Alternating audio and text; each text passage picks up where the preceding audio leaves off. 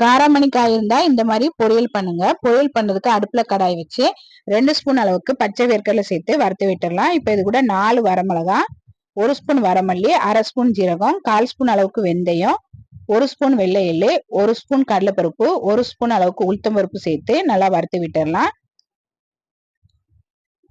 நல்லா வறுத்ததும் அடுப்பை ஆஃப் பண்ணிட்டு ஆற வச்சிடலாம்.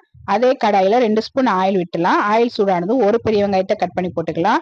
கொஞ்சமா கருவேப்பிலை சேர்த்து வதக்கி விட்டுட்டு கட் பண்ணி கழுவி வச்ச காராமணி காய் சேர்த்து நல்லா வதக்கி விட்டுடலாம். இப்போ இது கூட ஒரு 1/4 ஸ்பூன் அளவுக்கு மஞ்சள் தூள், கொஞ்சமா பெருங்காயத்தூள், தேவையான அளவு உப்பு சேர்த்து நல்லா வதக்கி விட்டுட்டு அடுப்பை மிதமான தீயில வச்சு மூடி போட்டு ஒரு 10 நிமிஷத்துக்கு நல்லா வேக வச்சிடலாம். காய் வேகிறதுக்குள்ள நம்ம மிக்சி ஜார்ல வேர்க்கடலையை பொடி பண்ணி எடுத்துடலாம். இப்போ காய் நல்லா வெந்துருச்சு. இப்போ இது கூட பொடி பண்ண வேர்க்கடலையை சேர்த்து நல்லா கலந்து விட்டு ஒரு 3 நிமிஷம் நல்லா வேக வச்சு இறக்குனா டேஸ்டான காராமணி காய் பொரியல் ரெடி.